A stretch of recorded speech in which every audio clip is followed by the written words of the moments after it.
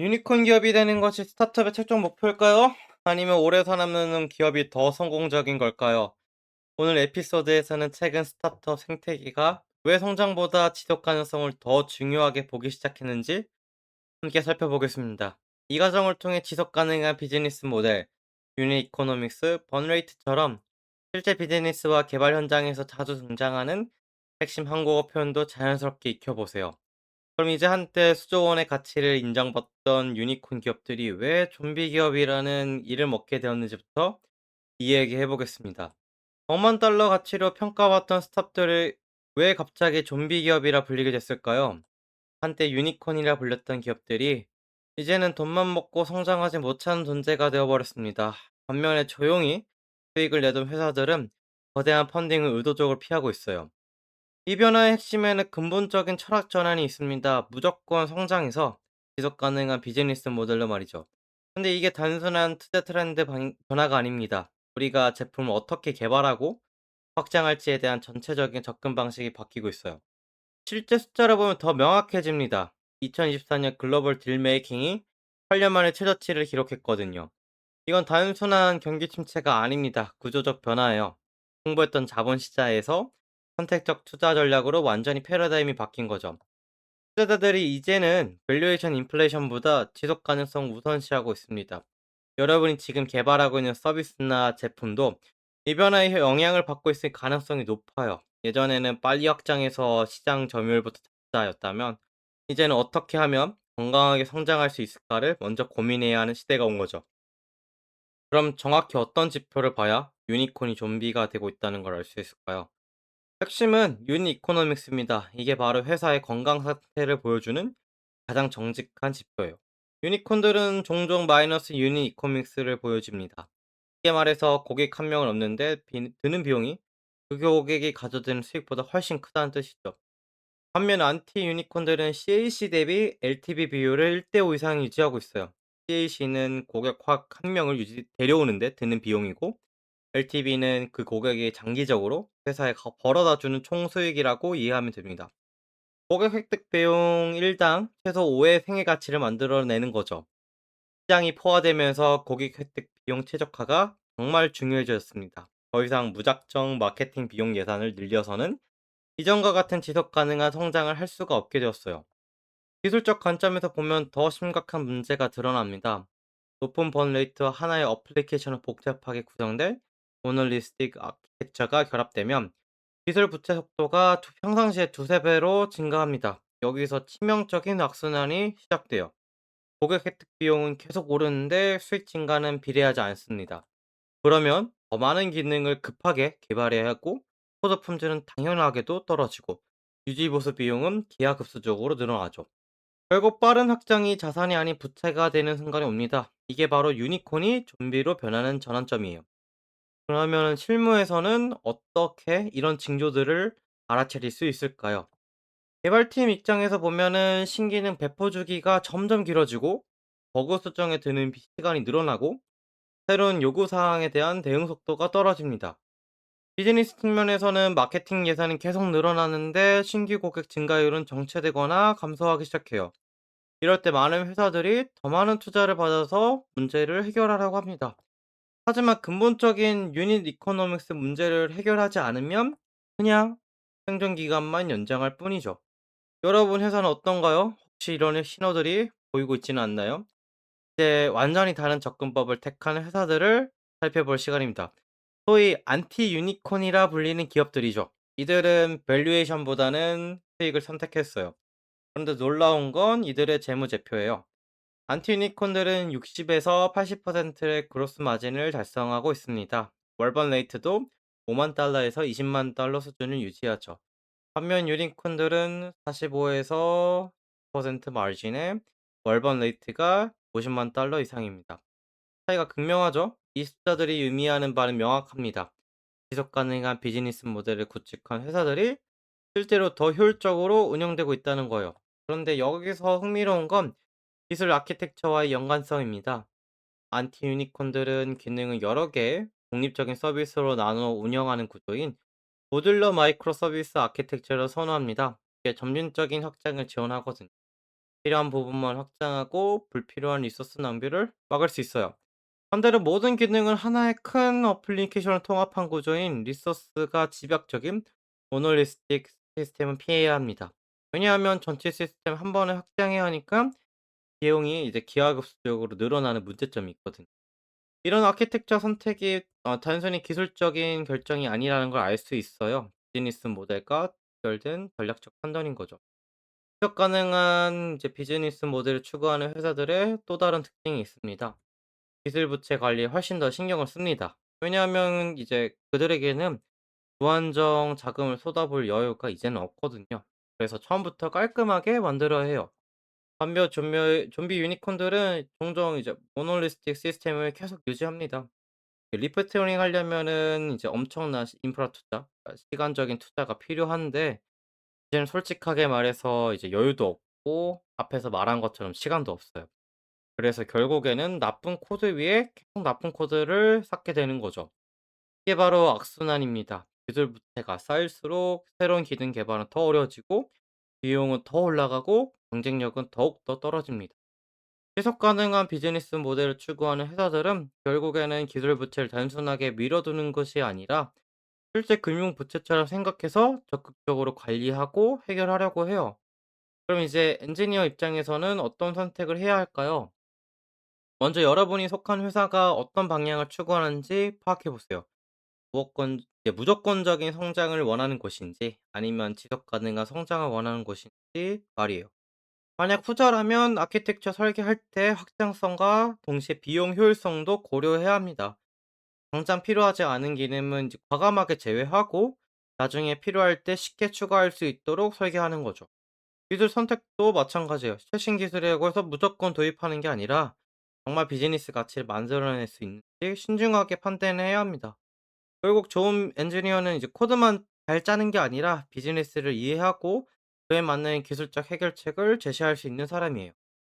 이제 시장이 성숙해지면서 엔지니어들이 이제 현실적으로 마주하게 되는 걸 한번 봐볼까요? 초기 시장에서는 새로운 기능만 빠르게 만들면 됐어요. 경쟁자도 적고 고객들도 단순하게 이제 기본적인 기능만 있어도 만족했거든요. 하지만 이제 시장이 점점 성숙해지면서 상황이 이제 완전히 달라집니다.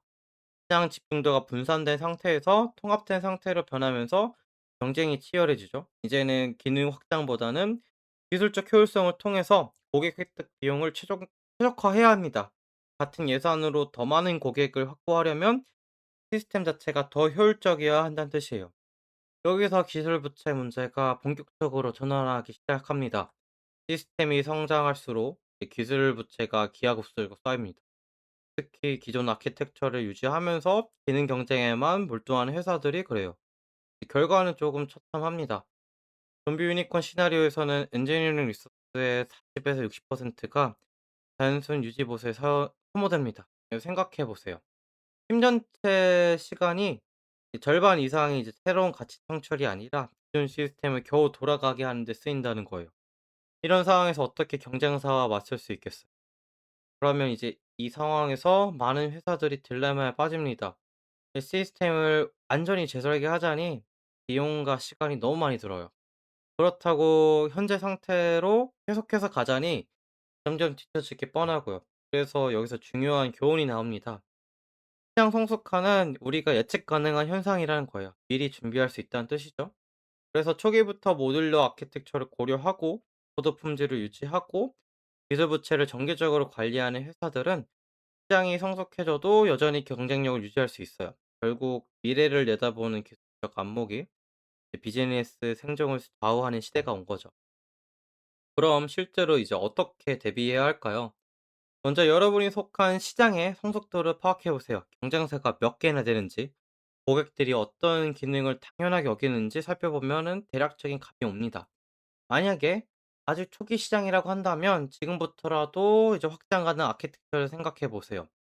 나중에 바꾸는 것보다 처음부터 잘 생각하는 게 훨씬 효율적이에요. 이미 더 성숙한 시장이 있다면 기술 부채 해결을 우선순위에 올려야 합니다. 당장은 이제 새로운 기능을 개발하는 게 느려질 수도 있지만 장기적으로는 훨씬 빠른 개발이 가능해져요.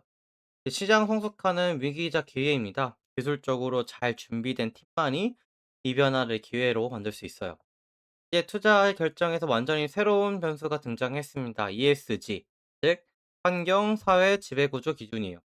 놀라운 통계가 하나 있어요. 벤처 캐피탈의 73%가 이제 시리즈 A 초기 투자 전에 정량화된 CO2 감축 목표를 요구하고 있어요. 이게 단순한 트렌드가 아니라는 걸 보여준 데이터가 또 있는데, 클라이밋 테크 펀딩은 248억 달러로 줄어들었지만 딜 사이즈는 11% 증가했어요. 투자자들이 더 선택적이 되었다는 뜻이죠. 89%의 투자자가 이제 ESG 트레이닝을 사용하고 있어요. 그들이 요구하는 건 이제 바로 수익성 우선 접근법이에요. 무작정 선택 이제 성장하는 것보다는 지속 가능한 수익 모델을 우선시하는 거죠. ESG 기준이 기술적 요구 사항에도 직접적인 영향을 미치기 시작했습니다.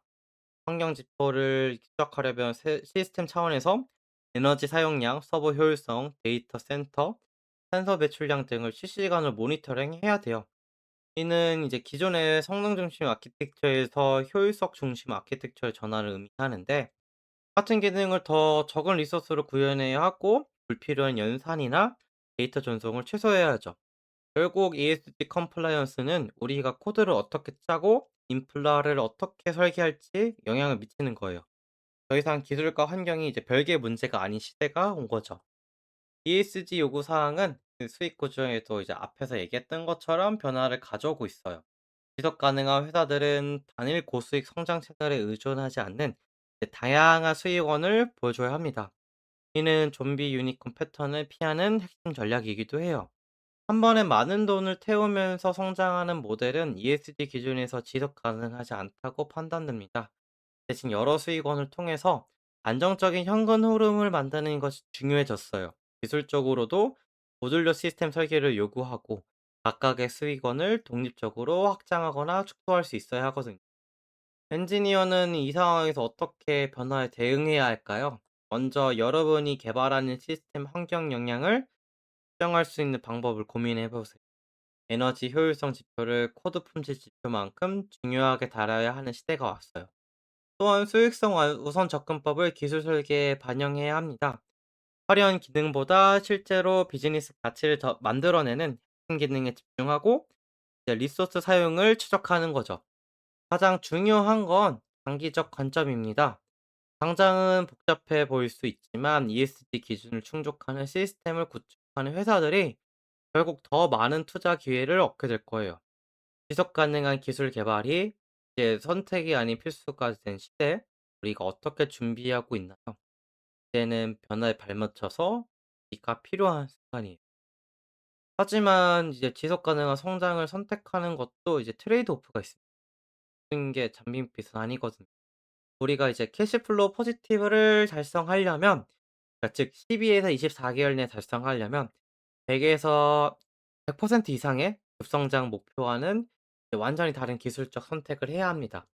효율적인 마이크로 서비스를 선택해야 하고 리소스를 많이 먹는 좀비 유니콘 아키테크처를 피해야 돼요. 그런데 이제 문제는 이런 접근법이 시장 점유 속도를 포기해야 한다는 점입니다. 위너 테이크 어 시장에서는 치명적일 수 있어요. 더 많은 자금을 가진 좀비 유니콘들이 공격적인 고객 획 전략으로 시장을 지배할 수도 있거든요. 그래서 우리는 어떤 선택을 해야 될까요? 안전하지만 느린 선택? 그러면 위험하지만 빠른 확장. 실무에서는 이제 마주하게 될 구체적인 어려움들을 한번 살펴볼까요? 시장이 성숙해지면서 고객 혜택 비용이 세에서 증가합니다. 이전에는 간단한 마케팅으로도 고객을 확보할 수 있었는데 이제는 훨씬 정교한 전략이 필요해요. 기술적으로는 더 효율적인 솔루션을 만들어야 하고 좀비 유니콘 시나리오에서 흔히 볼 수 있는 기술 부채 패턴을 피해야 하거든요. 여기서 딜레마가 생기죠. 효율적인 시스템을 처음부터 만들려면 시간이 훨씬 오래 걸려요. 하지만 빠르게 만들면 나중에 더 큰 비용을 처리해야 하고요. 결국 엔지니어링 팀의 역량과 회사의 전략적 선택이 맞아떨어져야 성공할 수 있는 거죠. 그럼에도 불구하고 캐시플로우 포지티브 전략을 선택하는 회사들이 계속해서 늘어나는 이유가 있습니다. 장기적으로 보면 지속 가능한 모델이 더 안정적이고 외부 투자에 의존하지 않고도 성장할 수 있으니까 경제 상황 변화에 덜 취약하거든요. 기술 측면에서도 장점이 있어요. 처음부터 효율성을 고려해서 설계하면 나중에 확장할 때도 예측 가능하고 무엇보다 관리가 하기가 쉬워져요. 물론 쉬운 거는 아닙니다. 더 신중한 계획이 필요하고 더 높은 기술적 역량을 요구하고 때로는 기회를 놓칠 위험도 감수해야 해요. 하지만 이러한 어려움을 극복하는 팀들은 결국에는 더 강한 경쟁력을 갖게 됩니다. 위기가 와도 흔들리지 않는 탄탄한 기반을 만들어내는 거죠. 결국 핵심은 이겁니다. 시장 성숙화는 무조건 성장보다 지속 가능한 유닛 이코노믹스를 요구한다는 거예요. 좀비 유니콘이 되지 않으려면 지속할 수 없는 번 레이트를 피해야 합니다. 답은 효율성이 이제는 있으면 좋은 것에서 생존 요소로 변했어요. 번 레이트 최적화가 지속 가능한 회사와 고비용 아키텍처 결정에 갇힌 좀비 유니콘을 구분하는 기준이 되고 있습니다. 오늘 우리가 살펴본 표현들을 다시 한번 정리해보죠. 유닛 이코노믹스, 번 레이트, 시장 성숙화, 그리고 기술 부채. 이 네 가지가 좀비 유니콘 패턴을 피하는 기술적 의사결정의 핵심이에요. 안정적인 기능을 유니 아 안정적인 기업을 운영하기 위해서는 이제 비효율적인 자본 사용을 반드시 피해야 되고 효율성이 없다면 기업의 생존이 어려워진 현실입니다. 지속 가능한 비즈니스를 구축하는 것이 이제는 선택이 아닌 필수가 되었습니다. 엔지니어로서 우리가 할 수 있는 가장 중요한 일은 이제는 비즈니스를 이해하는 거예요. 코드 한 줄, 아키텍처 결정 하나가 회사의 생존에 직접적인 영향을 미치는 시대거든요. 기술 부채를 관리하고 효율적인 시스템을 설계하고 장기적 관점에서 확장 가능한 아키텍처를 만드는 것. 이게 바로 현재 시장에서 살아남는 회사를 만드는 방법입니다. 여러분의 다음 기술적 결정이 회사를 유니콘으로 만들까요? 아니면 좀비로 만들까요? 네, 그 선택은 여러분 손에 달려 있습니다. 지속 가능한 비즈니스 모델. 이 표현이 여러분의 일상 업무에서 자연스럽게 나올 때까지 한국어를 연습해 보세요. 2026년의 스타트업 생태계는 성장보다 지속성을 우선시하는 방향으로 전환되고 있습니다. 개발자들은 유닛 이코노믹스와 캐시플로우 포지티브 전략을 이해해야 해요. 이제는 코드를 짜는 것만으로는 충분하지 않습니다. 비즈니스를 이해하고 기술 부채를 관리하며 지속 가능한 아키텍처를 설계할 수 있는 엔지니어가 되어야 하는 시대가 온 거죠. 오늘 에피소드가 여러분의 다음 기술 결정에 도움이 되었으면 좋겠습니다. 끝까지 들어주셔서 정말 감사하고요. 이런 컨텐츠가 도움이 되었다면 구독과 좋아요, 알림 설정 부탁드립니다. 다음 에피소드에서도 더 유용한 이야기로 찾아뵙겠습니다. 감사합니다.